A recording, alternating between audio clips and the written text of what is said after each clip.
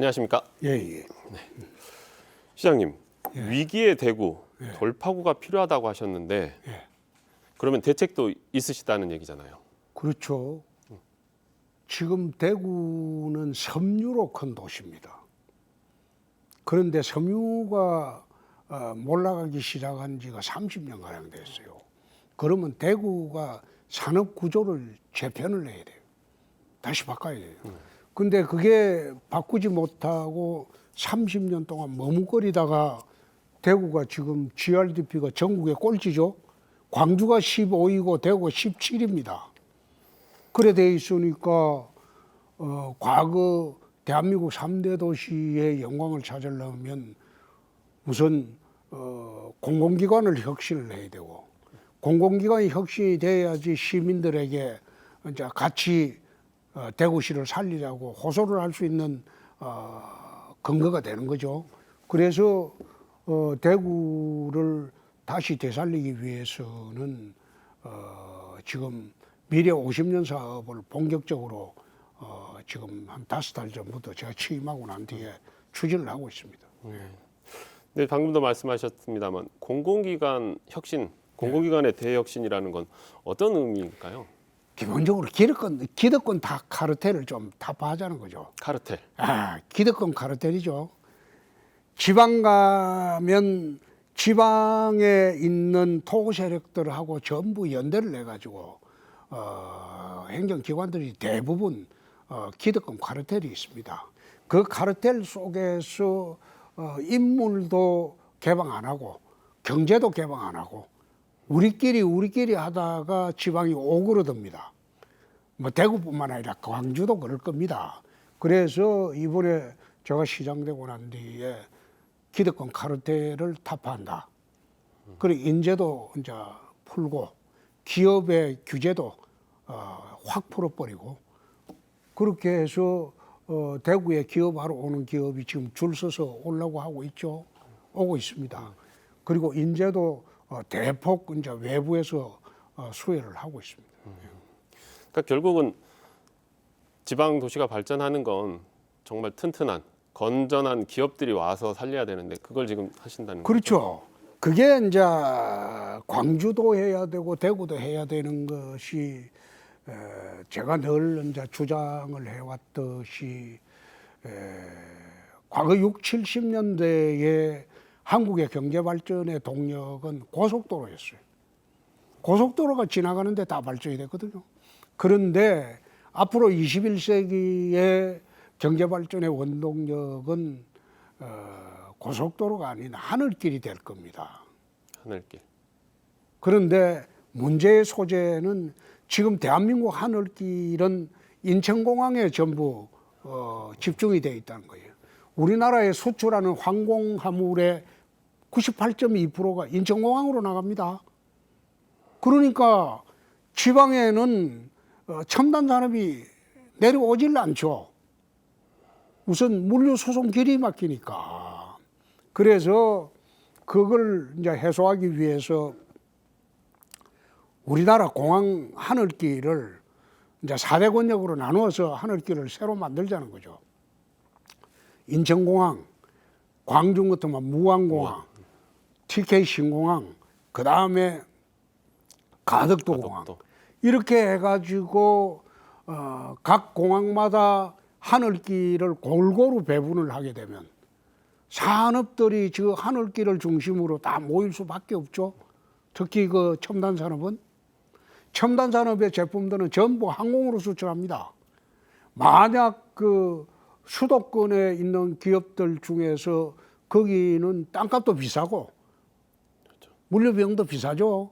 그런데 지방의 수도권의 절반도 안 되는 그런 비용으로 탄생하는 지역이 있다면 그걸로 가겠죠. 그럼 내려오게 되면 거기에 우리가 교육 인프라 해줘야 되고 의료, 문화, 그 다음에 주거 인프라를 새로 마련해 주게 되면 전국이 골고루 이제 발전을 하게 되는 거죠. 그래서 수도권에 지금 98.2%나 집중된 이런 여객 항공 수요를 지방으로 전부 골고루 배분하자는 거죠. 그래서 광주도 무안공항을 중심으로 발전하려면 광주 발전을 위해서 군공항을 이전해야 되고 대구는 군공항하고 민간공항하고 같이 TK 신공항 쪽으로 다시 이전을 한 거.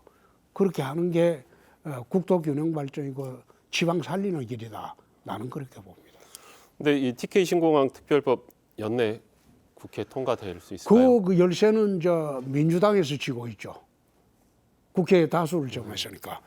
TK 신공항 특별법은 정부 여당대 의견 조율은 지난 화요일에 끝났습니다.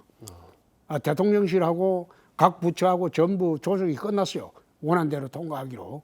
끝났기 때문에 정부 여당의 의견 조율은 끝났고 그러면 민주당의 이제 결정만 남았는데 민주당이 지금 다급한 게 광주의 통합신공 군공항 이전입니다. 그러면 내가 그런 제의를 했어요. 광주 군공항 이전 우리가 도와준다. 같이 통과하자. 그러면 민주당이 우리를 도와주고 우리도 민주당 도와주고 그게 제대로 된 정치 아닙니까?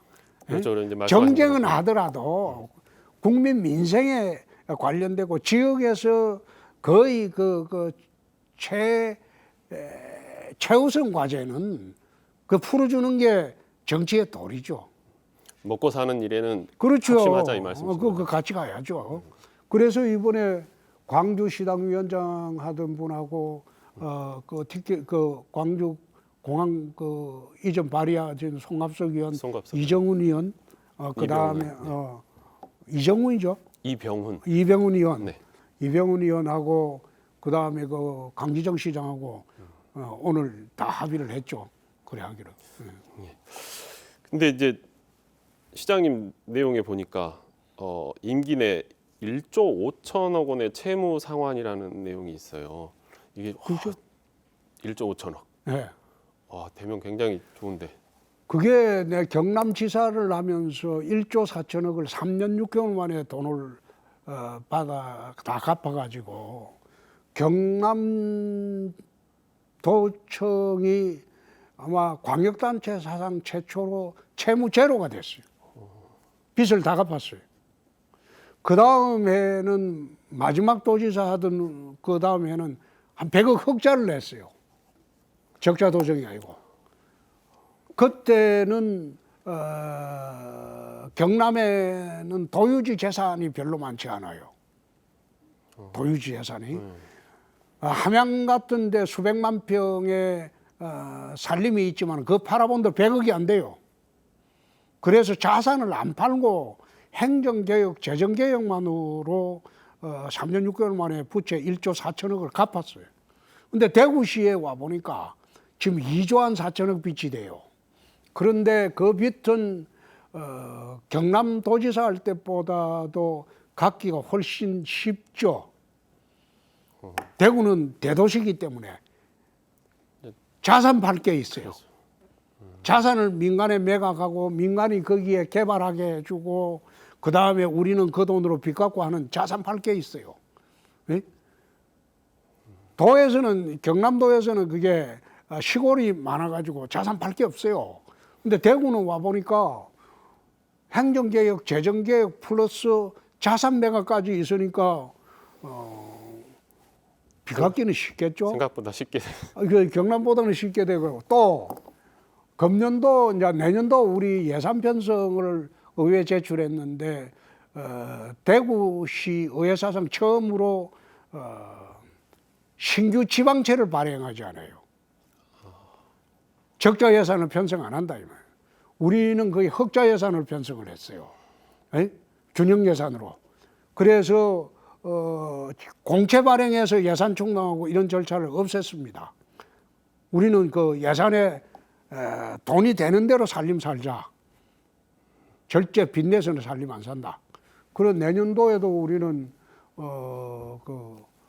한 3천억 이상 금년에 한 1,100억 이상 갚았고 내년도에 한 3천억 이상 갚을 준비를 하고 있죠.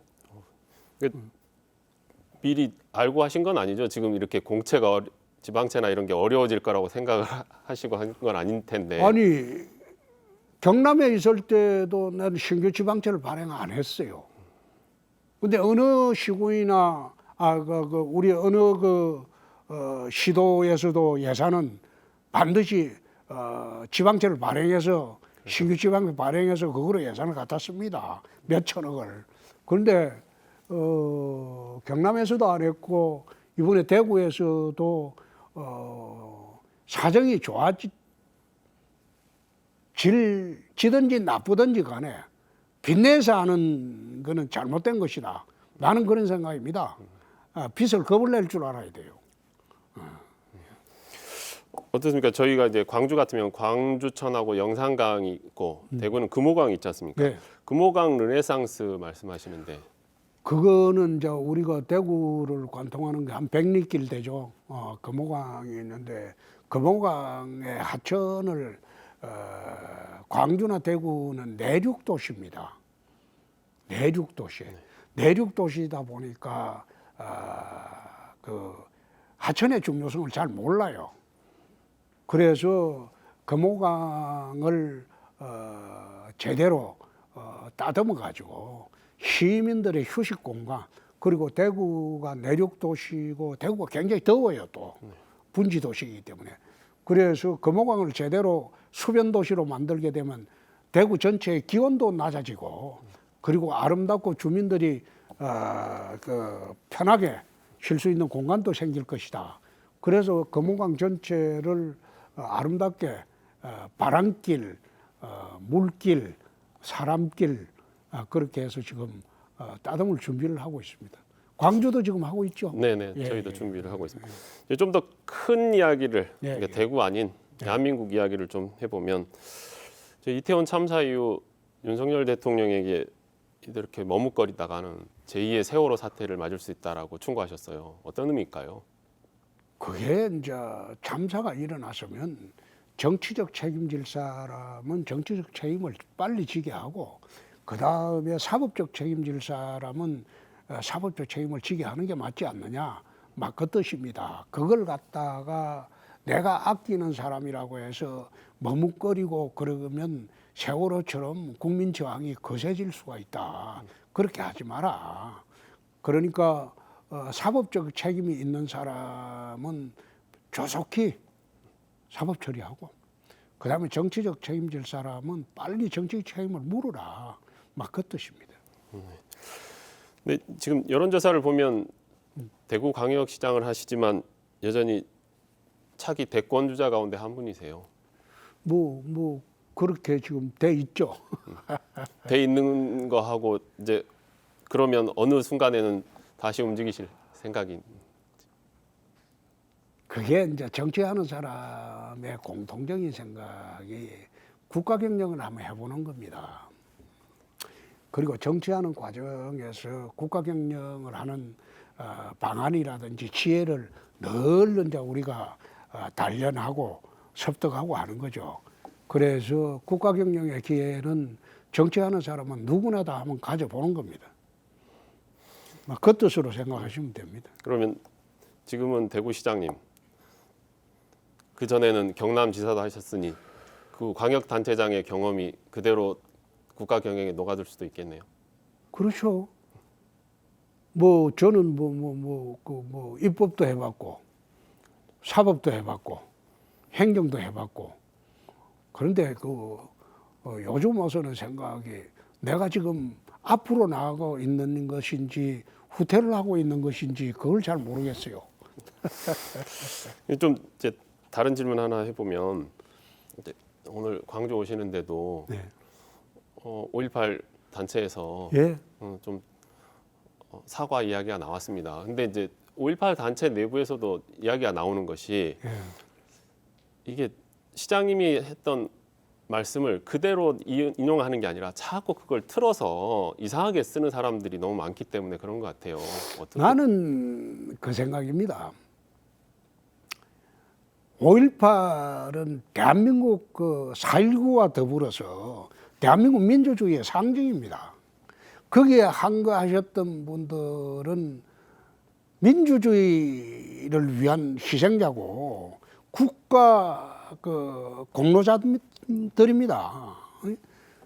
국가의 그 공문자들인데 그분들을 왜 명단을 익명으로 처리를 해야 되는지 그게 이해가 안 되는 겁니다. 제대로 5.18 정신을 하려면 광주 가장 번화한 곳에 5.18 답을 새로 세우고 거기다가 동판으로 그 당시에 희생했던 분들, 공로 있었던 분들 전부 새기고 그렇게 해서 기념하는 게 그게 한 방법이 아닐까. 왜 명단을 시시하느냐. 나는 그게 이해가 안 되는 겁니다. 안 된다는 겁니다. 우리가 독립유공자 명단 시시하는 거 봤어요? 그거 아니거든요. 그게 개인의 프라이버시 문제라면 명단을 시시해도 되겠죠? 그렇지 않잖아요. 그렇죠. 프라이버시 문제고 국가공로자인데 자손 대대 우리 선조가 한국의 민주주의를 위해서 희생을 했다. 청사에 남는 이름들이에요. 그 이름들을 왜 비공개를 해야 되는지 나는 이해가 안 된다 이 말이에요. 그래서 그 뜻으로 한 이야기예요. 그래서 당당하게 좀 드러내놓고 국민들한테 자랑스러운 이름들을 좀 기리는 그런 절차를 해야지 망월동 묘역에서만 기념식 하는 그것도 나는 잘못됐다고 봅니다. 5.18 민주화 운동 당시에 전부 일어섰던 사람은 광주 시민들 전체입니다. 네. 그 중에서 앞장섰던 사람들이 희생자가 있을지 모르나 5.18 민주 그 항쟁에 가장 앞장섰던 사람은 광주 시민 전체죠. 그래서 그런 뜻으로 난 이야기를 했는데 자꾸 5.18 일부 단체에서 그것을 갖다가 곡해를 하고 또 오해를 하고 그래 이야기를 하니까 내가 참 답답하고 두 번째 하나 말씀드릴 거는 이 기회에 5.18 보상법하고 5.18 민주화 운동으로 규정을 하고 그리고 전두환 노태우 두 사람을 처단해서 감옥 넣은 사람은 YS입니다. 김영삼 대통령 시절이에요. 모든 입법도 김영삼 대통령 시절에 다 한 거예요. 그래 다 했는데 그걸 갖다가 아직도 그 전노하고 같이 연결 지어 가지고 그 우리 당을 좀 자꾸 비판하는 거 그것도 나는 좀 오해가 많으시다. 그것도 좀 문제라고 나는 생각을 하는 게 민정당하고 우리가 그 전노 세력하고 그 단절한 거는 YS 시절입니다. 지금 이 당은 YS가 다시 재탄생시켜 가지고 이어져 내려온 당입니다. 그런데 전노 문제만 나올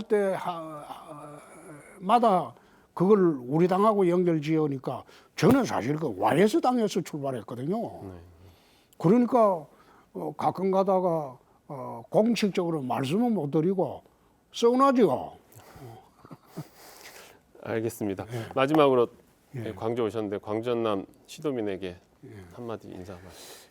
광주 전남은 사실 제가 그 91년 3월부터 92년 8월까지 북구 우산동 현대아파트에서 광주 시민으로 1년 4개월을 살았습니다.